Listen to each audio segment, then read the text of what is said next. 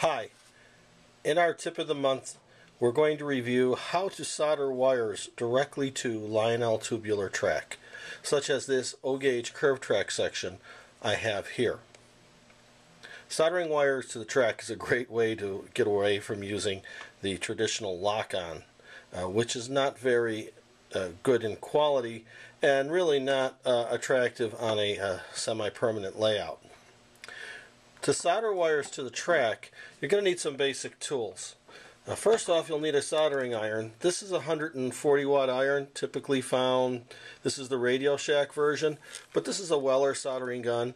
These are readily available on eBay and not very expensive. It's 140 watts and it's a dual wattage gun. It's very useful for doing this type of work.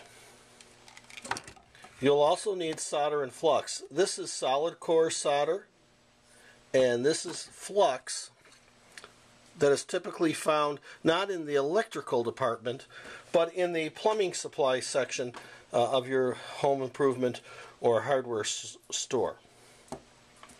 We also will use a Scotch-Brite pad, and we have a wire cutter and strippers available. These are going to be the basic tools.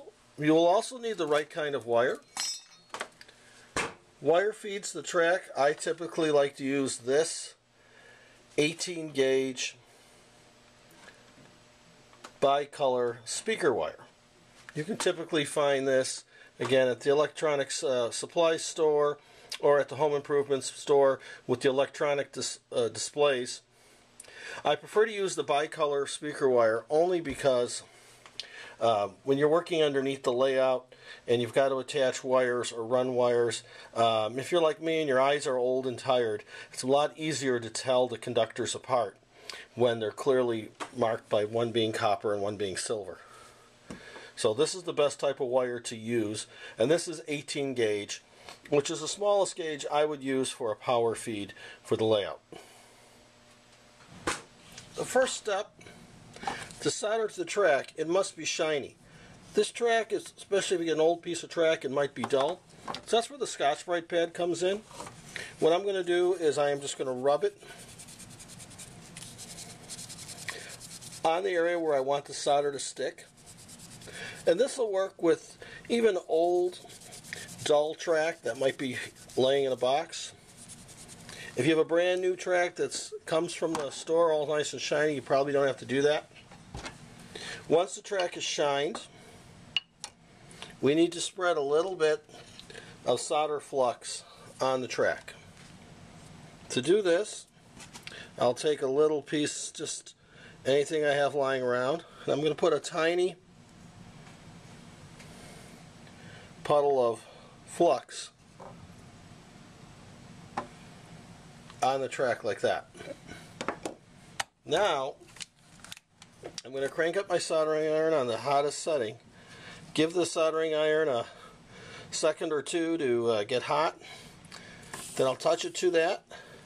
You'll hear the flux start to boil, and when it does, just slowly melt a little bit of flux onto the little bit of solder onto the track, and you'll create a small puddle like that. You'll notice we now have two small solder puddles on the track. The next step is to solder the track. I'll take my wire stripper and I'm going to use the 18 gauge. I'm going to take about 1/4 of an inch off,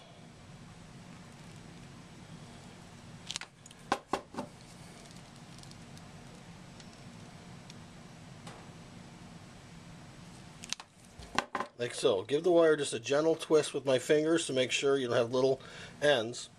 Now I set my solder spool down with the solder pointed that way, so I don't need 3 hands. And I'm going to dip each stripped end into the solder flux. Now I will heat the wire with my soldering iron. When I hear the boiling of the flux, I'll just gently touch the wire to the solder and sweep back and forth with my heated end.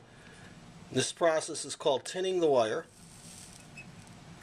And this just puts a small coating of solder on the wire so it'll stick.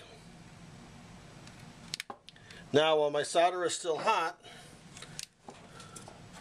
I will bring the wire down to my track, set it on top of the little puddle I made, touch the wire, melt it in,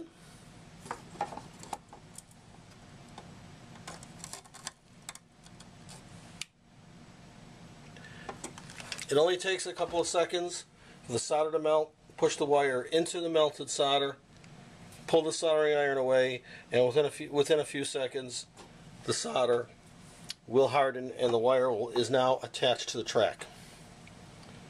Don't worry about burning your fingers. You're not a real hobbyist and electrician if you haven't burned your finger with a soldering iron at least once or twice. Well, that's it. In the next video, we'll show how to attach this to the track and how to use the suitcase connectors to connect it. Thanks for watching.